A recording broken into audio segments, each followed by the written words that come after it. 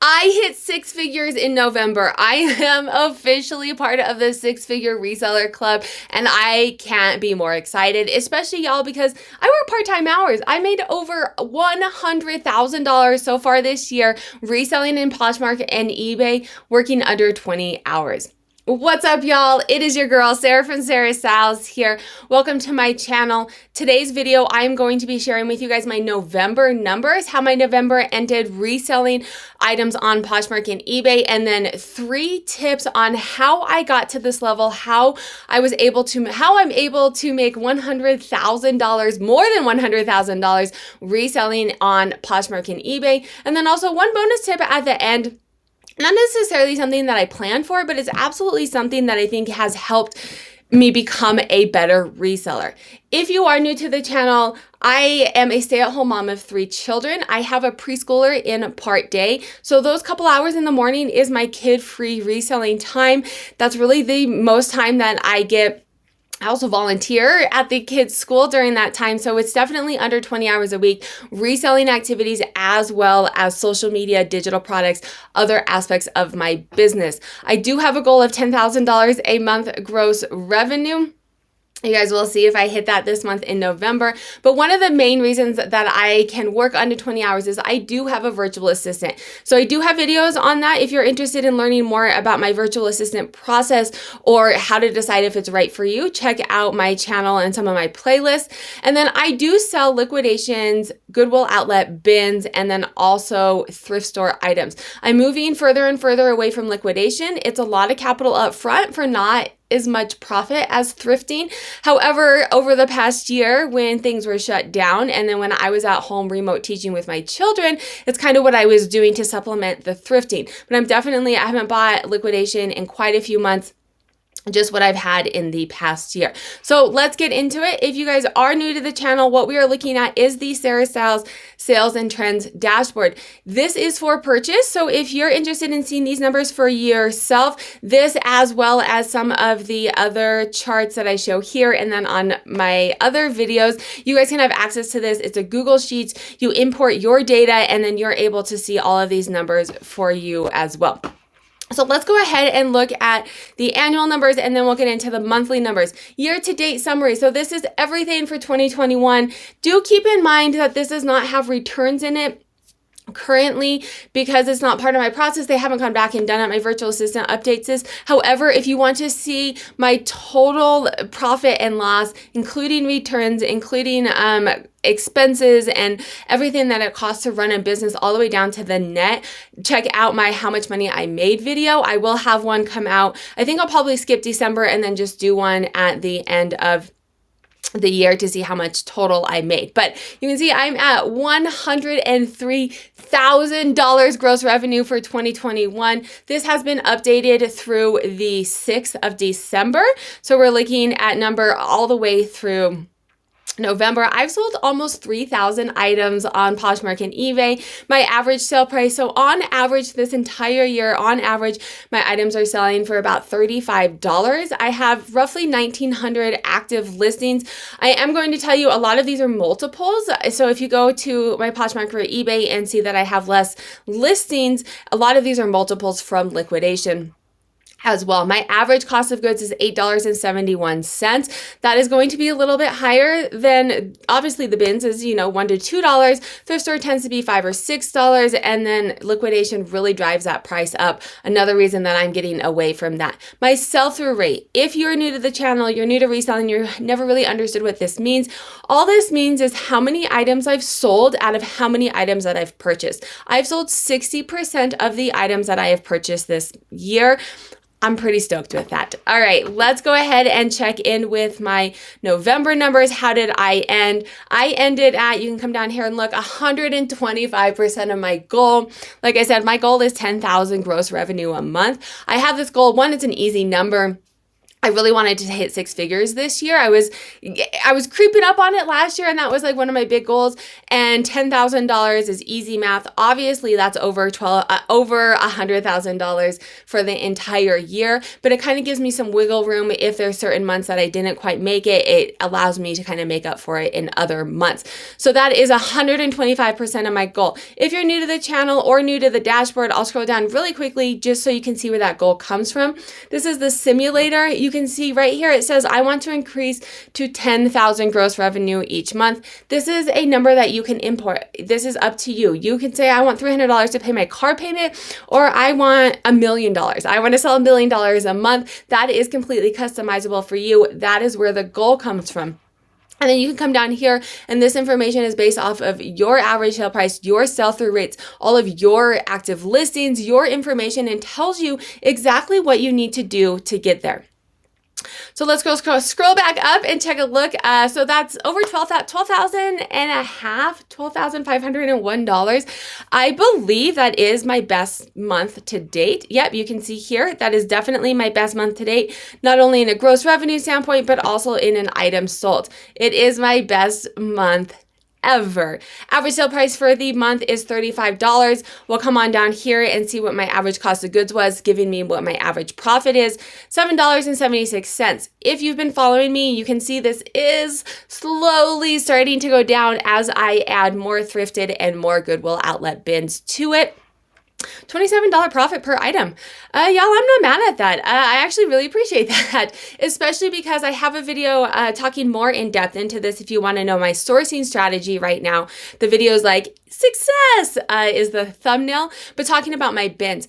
I've had issues in the past. Let me know if you guys find the same issue, but when I go to the bins, it's hard to keep my average sale price up. There's so much stuff there, and it's hard to not buy things just because they're cheap and convince yourself that it's going to sell even if it's for less. So I have really been working on lowering my cost of goods while keeping my average sale price the same, because that is going to increase my net. If my cost of goods comes up and my average sale price stays the same, my profit is going to increase essentially. And little hint for next year, that's what I'm going to be working on. I'm going to be working on increasing my net. I've gotten to a volume that I really am okay with. It's something that I can sustain. I've been doing this roughly 10,000 gross revenue a month for an entire year. So I'm going to work on how do I make more money doing this, because I don't have more time. I cannot list. I don't have more time. I don't have more space. So full disclosure, if you guys want to see that and learn more about that strategy, make sure to subscribe, because that's kind of where I'm headed next year. Sell-through rate. So for the month of November, out of all the items that I have purchased, I have sold 16.4%. Pretty stoked with that number, to be honest. Women's clothing, shoes, and purses is very saturated, and it's hard to keep it going. And I think women's clothing on average on eBay is like a 5% sell-through rate. I prefer to be closer to 20. Honestly, who wouldn't? But I like to be at least at that 15%. And then one other thing I'm going to note, and then we'll get into the tips, is this down here, listed items versus sold items. I talk a lot about this.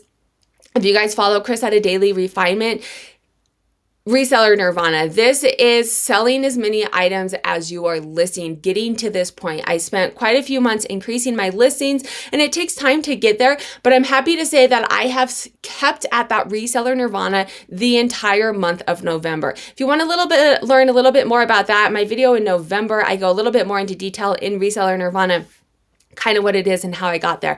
But I mean, I'm 3 off. Like, come on.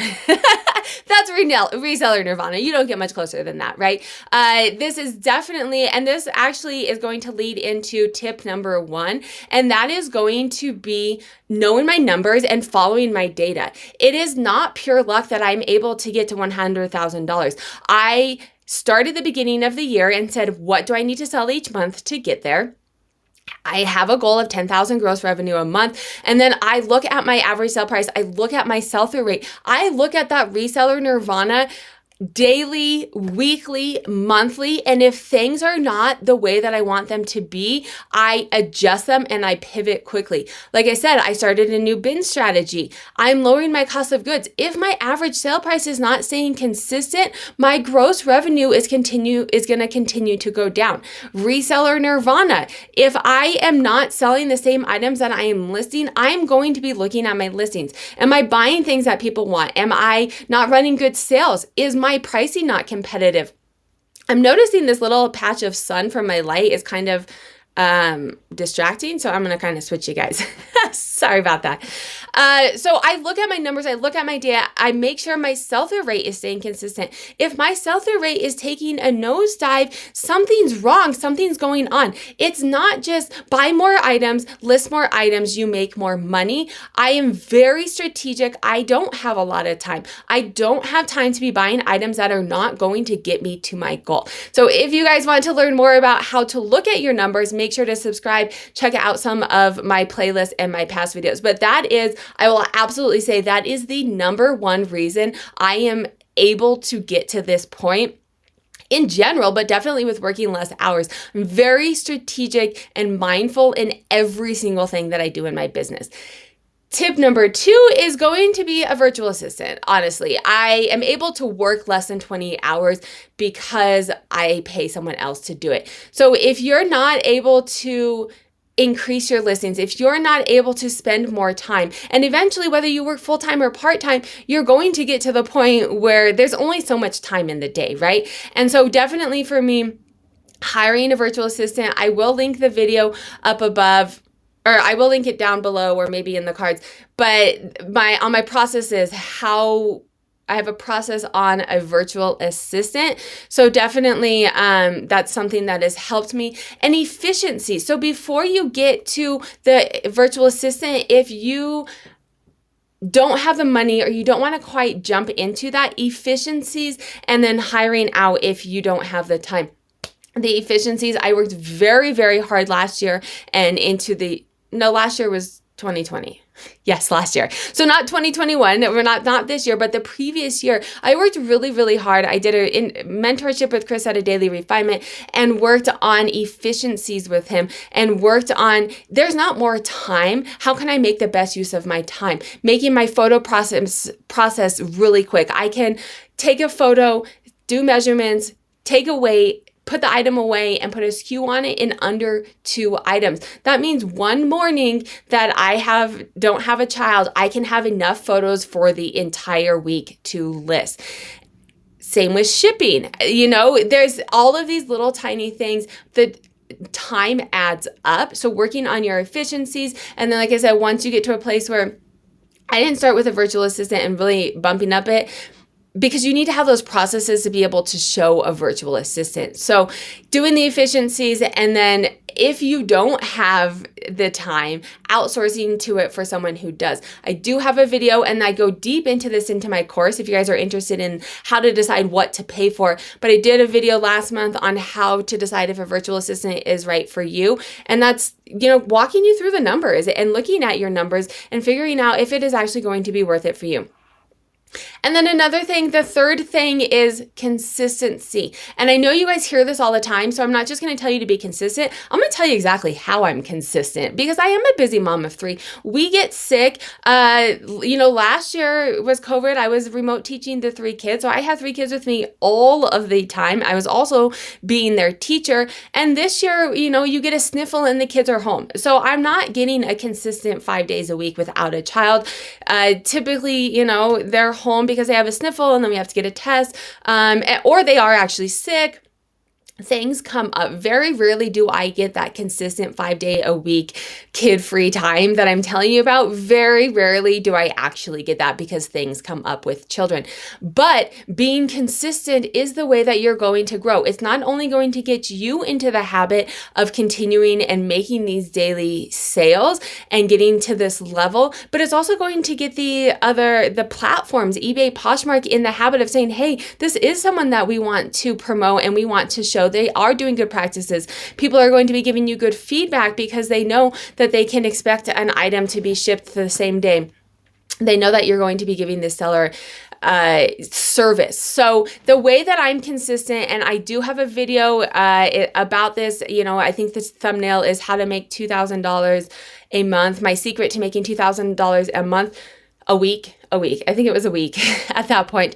But I bank. And I know this is hard. I've talked to a lot of people. It's hard when you have items, you want to list them. If they're not listed, they can't sell. I 100% agree with you. So don't get a death pile. Like, the items need to be listed. But if you bank, so I have 3 weeks worth of photos taken ahead to be able to send to my virtual assistants at any time that they need them. And I have 1 week worth of drafts in my eBay. This gives me an entire month essentially to not work and still be able to list every single day. This is how I've been able to list every single day for the past 18 months.